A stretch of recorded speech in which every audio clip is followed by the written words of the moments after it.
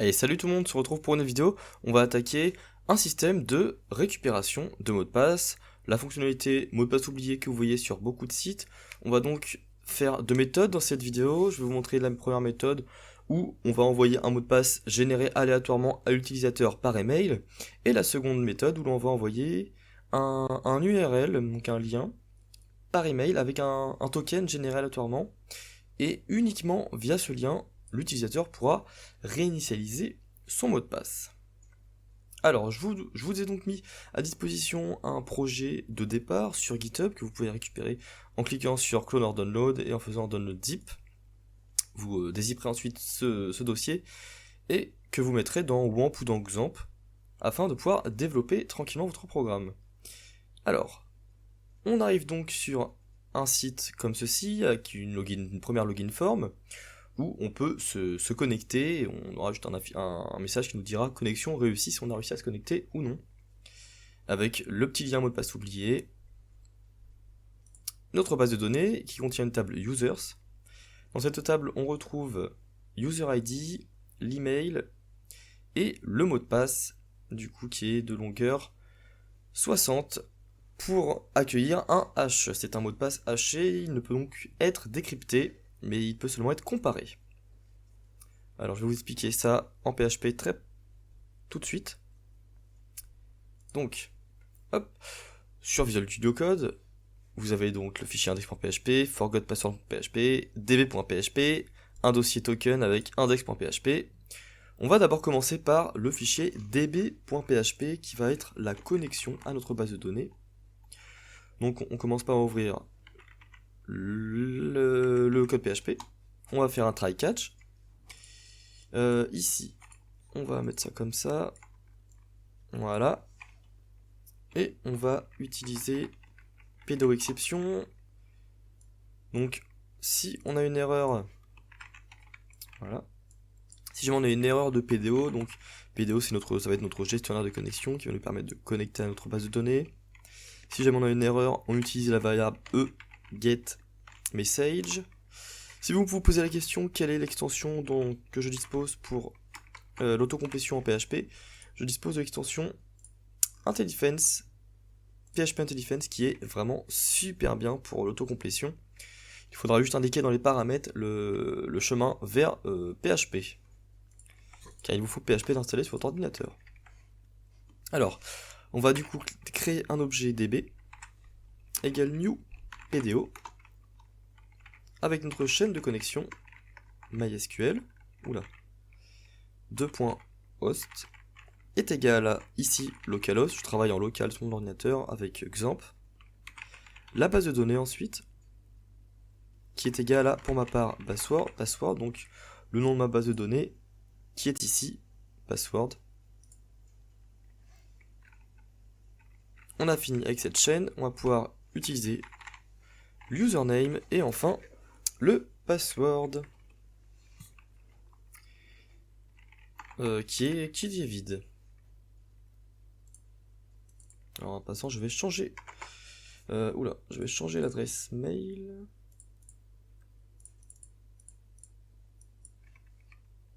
Oula, ça c'est. Hop là. Voilà, très bien. Très bien, le point virgule à la fin. Et donc ici, on établit notre connexion à la base de données. Ce fichier, on va pouvoir l'inclure dans chacun de nos fichiers qui va utiliser une connexion. On va aller dans le fichier index.php. On ouvre le PHP ici. Et on va utiliser include pour inclure ce fichier donc au début. Pour inclure le fichier db.php au début de mon fichier index. On va pouvoir aller tester ça. Site web, si on actualise la page et que vous n'avez pas d'erreur, c'est que c'est bon. C'est-à-dire que si on retourne dans db.php, on va mettre ça comme ça, voilà. Imaginons qu'on mette hop, une base de données qui n'existe pas. Vous voyez, la base de données est inconnue. Voilà le genre d'erreur que l'on peut avoir grâce à PDO. Du coup, on va donc commencer par établir le système de connexion. On va ouvrir du PHP juste à la fin de cette page. car on utilise un formulaire avec une méthode post. Donc il n'y aura pas de variable dans l'URL, à proprement parler, mais dans le header. On va d'abord vérifier du coup, lorsque l'on va valider avec le bouton connexion, on va vérifier que nos variables sont bien postées, sont correctement postées. Donc nos variables email, $post de email, car ici on a mis name égale email, donc on récupère l'email, virgule, puisque isset accepte un tableau afin de récupérer correctement nos variables. Et donc, grâce à ce tableau, on peut vérifier avec une seule méthode isset si ces deux variables-là existent bien. Donc, email et password, ici le name est égal à password, donc on récupère une variable postée qui va s'appeler password. On va créer un statement, donc une variable stmt, comme on a l'habitude de l'appeler. Et on va préparer notre requête. Alors ici, ce qu'on va faire, tac, c'est sélectionner l'autre mot de passe dans la base de données de la table users, where email est égal à point d'interrogation, c'est un paramètre. Je vais vous montrer aussi comment insérer un utilisateur juste après ça, afin que vous ayez quand même un utilisateur dans votre base de données. Donc, $statement est égal, fonction fléchée, execute. Et ici, on passe un tableau, donc, qui va contenir tout simplement notre paramètre. Un tableau, car si on avait plusieurs paramètres, deux points d'interrogation, on aurait fait une virgule et on aurait passé nos autres paramètres. Ici, on a juste l'email à remplir. Donc ici, on va sélectionner le mot de passe de l'utilisateur, où l'email est égal à ce que l'on a rentré dans notre champ de texte. Et donc, le mot de passe sera égal, alors le mot de passe qui provient de la base de données, sera égal à fetch column. Voilà. Donc, d'abord, je vais vous faire ça. Alors, on va, par exemple, le mot de passe qui s'appelle test, on va l'appeler passe égale test. Voilà. On va faire un écho de password hash de test et on va utiliser password default comme ceci. On actualise la page et vous voyez, on a un hash qui a été généré. On va pouvoir le copier et le coller donc ici. Ou alors, si vous n'avez pas d'enregistrement, vous appuyez cliquer sur insérer, vous insérez un utilisateur avec une adresse mail et vous copiez le password juste ici. Comme ça, vous avez un password qui est haché. Je répète, un password haché ne peut être décrypté. Voilà. Ou en tout cas avec beaucoup de mal. Donc vous avez votre enregistrement dans votre base de données. Une fois que l'on a récupéré notre mot de passe, alors je vais pouvoir vous montrer aussi. Donc ici, on écrit ceci. Hop. Pardon, je vais copier ça.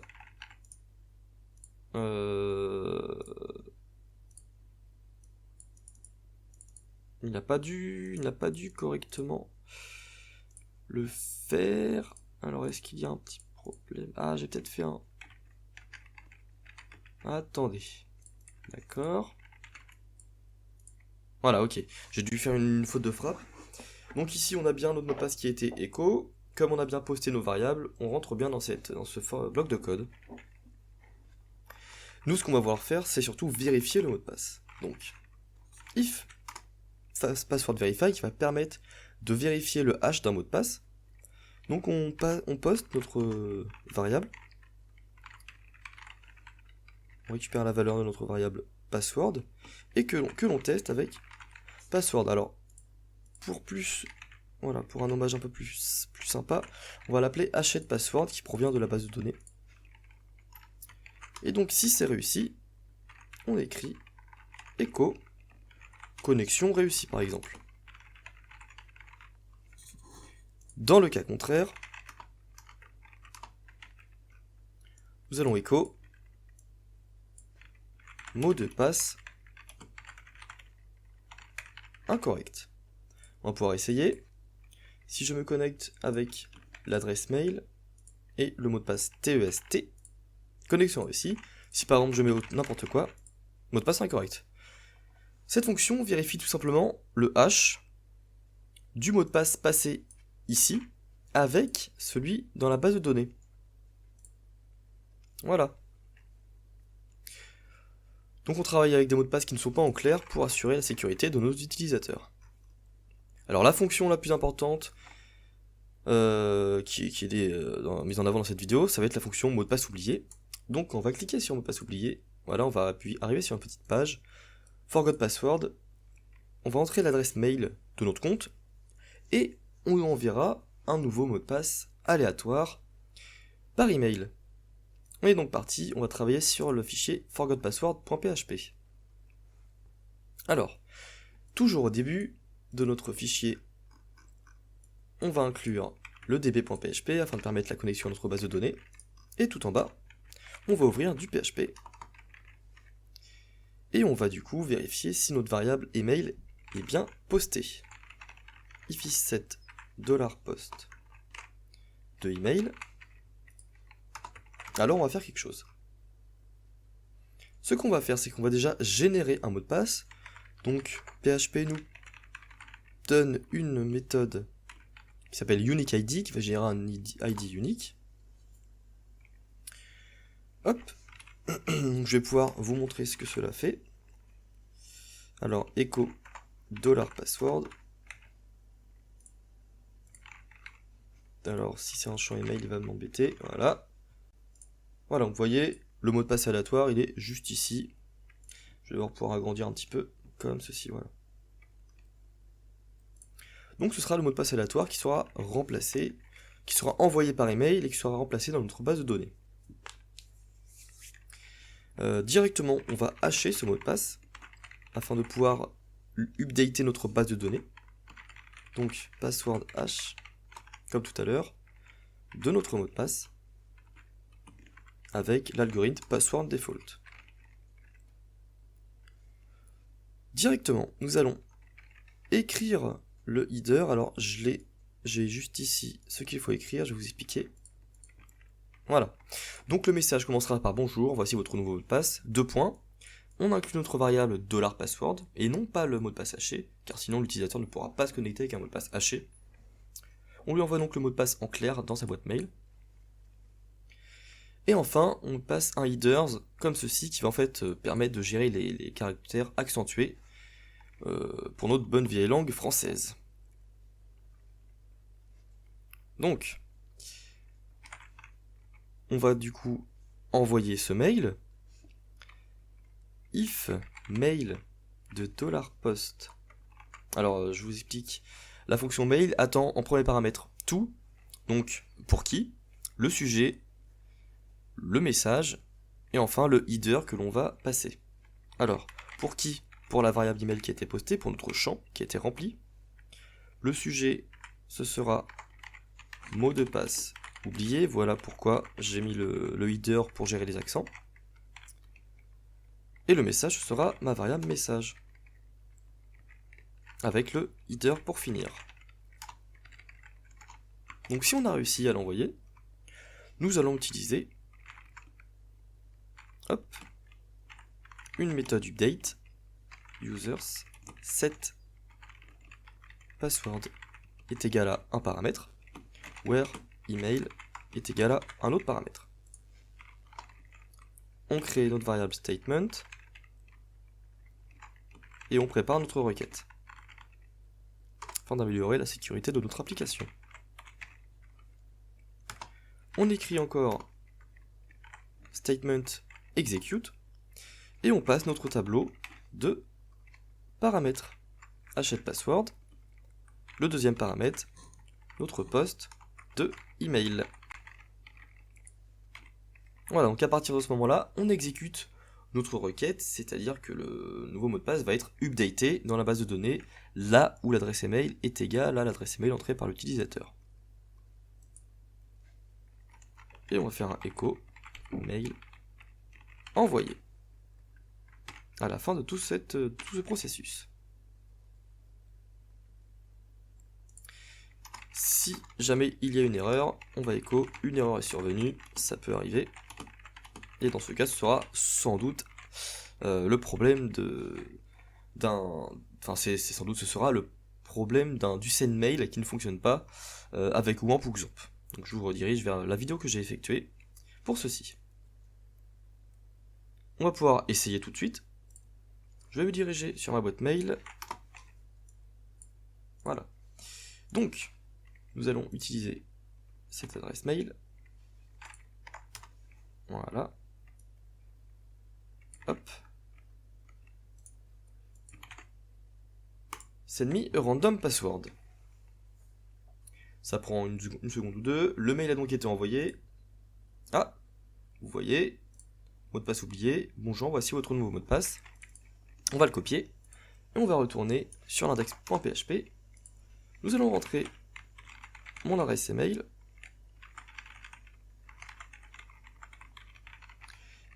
Et on va essayer avec le mot de passe test. Vous allez voir que ça ne fonctionne pas. Je fais la touche retour pour retrouver mon email. Et si je mets le mot de passe que j'ai copié, connexion réussie. Donc le mot de passe a bien été changé. Si l'on clique sur users ici, on voit que le hash a été changé par le nouveau. Voilà. Alors, désormais on va avoir la méthode plus sécurisée que celle-ci. Du coup, la méthode du token. Alors, nous allons nous rendre dans notre index.php du token. Toujours, on inclut.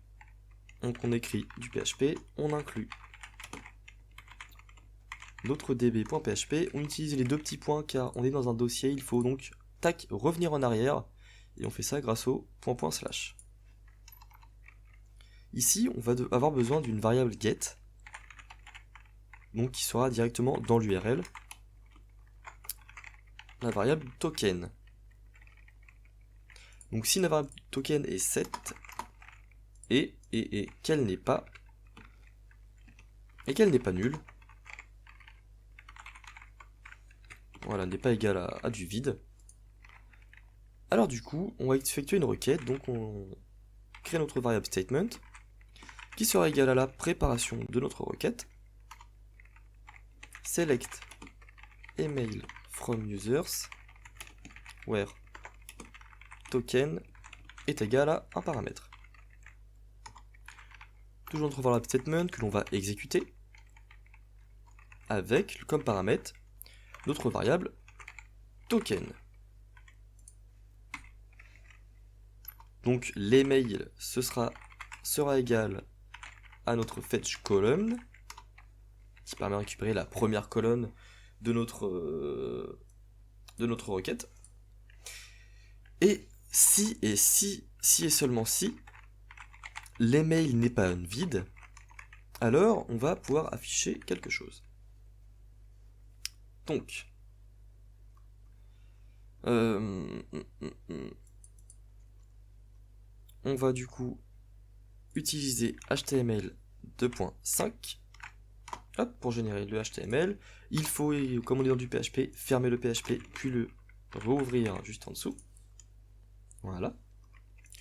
On va nommer notre page récupération du mot de passe comme ceci. On va créer dans le body une forme post. Action, on n'a pas besoin, ce sera ici l'action. Et donc un label for new password. On va l'appeler nouveau mot de passe. Deux points. On écrit, on utilisera un input password. Input c'est pas terrible. New password. Ok. Pas besoin d'ID ici. Et enfin, input submit. Très bien, avec comme valeur confirmé, qui sera le texte décrit pour l'utilisateur. On va donc passer sur notre forgotpassword.php, cette page-ci, et on va plutôt écrire ici send me a token. Donc ce que l'on a fait ici, on va pouvoir changer quelque chose. Alors vous pouvez le garder et vous en servir pour autre chose, mais ici on va remplacer du coup cette méthode par la génération d'un token. Donc token, ce sera notre unique ID. On n'a pas besoin d'hacher quelque chose.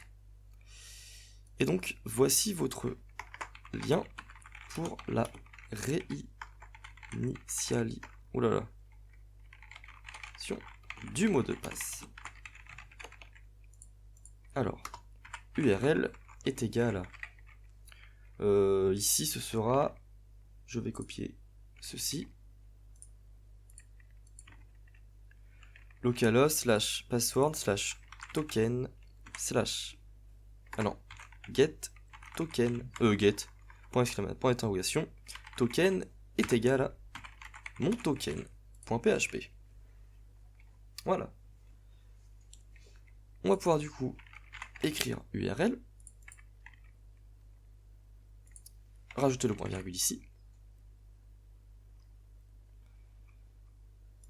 mot de passe oublié, on peut garder ceci en sujet du message, et ici, à la place de mettre à jour le user, on va mettre à jour le token, qui est le champ qui va contenir le token, tout simplement le jeton qui va permettre d'identifier notre utilisateur. On va pouvoir, du coup, envoyer ce mail tout à l'heure. D'abord, on va coder notre page du token. Alors, c'est juste ici, voilà. Donc, lorsque l'on va appuyer sur confirmer, on va passer du PHP qui est déjà ici. On va vérifier toujours si notre variable a bien été postée. Donc la variable new password.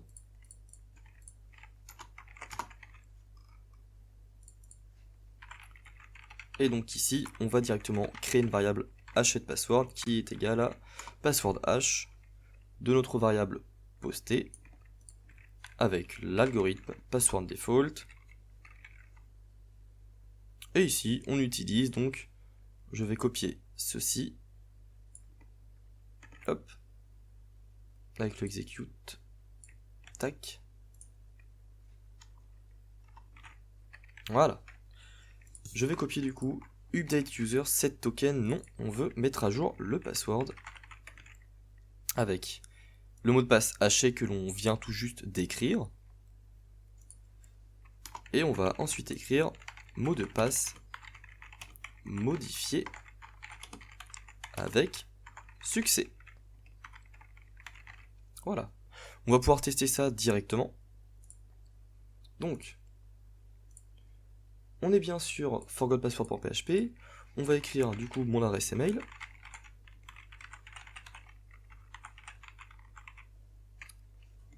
Alors vous remarquez que là en fait j'aurais pas besoin d'actualiser la page puisque c'est du PHP, mais on va quand même actualiser, voilà, pour que ce soit bien écrit send me a token. Hop, on envoie ça. J'ai dû me tromper. Alors forgotpassword.php ligne 36. D'accord. Ah oui, ligne 36, d'accord, c'est le token. Donc on a quand même reçu le mail, mais le token ne s'est pas mis à jour dans la base de données, donc du coup ça n'aurait pas fonctionné. Alors on va, voilà, renvoyer le mail. Mail envoyé, très bien. On peut vérifier. Voilà, vous voyez, on a le petit token dans notre base de données.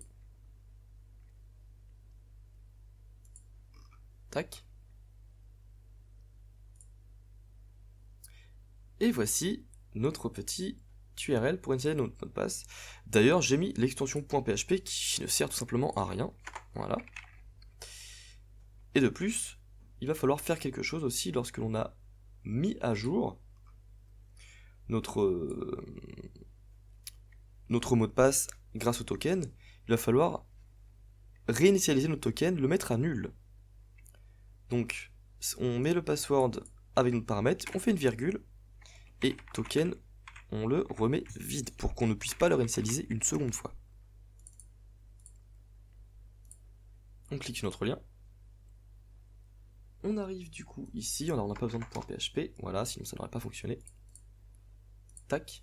Et vous voyez du coup que là, si je mets un token aléatoire, ça ne fonctionnera absolument pas. Ça ne fonctionne que si mon système trouve bien un token lié à une adresse email. Voilà. Donc ici on va pouvoir mettre le mot de passe 1, 2, 3, 4. Confirmer. On a encore un problème undefined index email, line 39. C'est tout à fait normal. Puisque l'email n'a pas été... Ok, c'est assez spécial là. C'est assez spécial, non, c'est tout simplement que j'ai mis un post de email alors que il fallait tout simplement utiliser la variable email qui existe juste en haut. Puisque je n'ai pas posté d'email avec mon formulaire. On va pouvoir du coup réessayer. 1, 2, 3, 4. Confirmer. Mot de passe modifié avec succès. On va dans la table Users. On voit bien que mon token est à nul, que le hash de mon password a changé. Si je réessaye de modifier, alors déjà, ça nous a redirigé vers forgot password.php. On n'est pas sur le, voilà, on n'est pas sur le bon truc. Le mot de passe a été modifié. Il nous a remis le message de confirmation alors qu'il n'a pas pu être modifié car le token était vide. Donc, vous voyez là, si je veux retourner sur la page, le token n'est plus valide. On ne peut plus modifier son mot de passe. On va pouvoir retourner sur notre page d'accueil, taper l'adresse email, je vais la copier-coller et 1, 2, 3, 4. Vous voyez, connexion réussie. Voilà, donc je vous ai montré comment fonctionnait un petit système de récupération de mots de passe. Ce n'est pas évidemment les plus sécurisés. Il y a des méthodes beaucoup plus sécurisées que celle-ci. Mais au moins vous voyez comment cela fonctionne. Et j'espère que ça fonctionne pour vous. Sinon, n'hésitez pas à laisser un commentaire, je vous aiderai avec plaisir.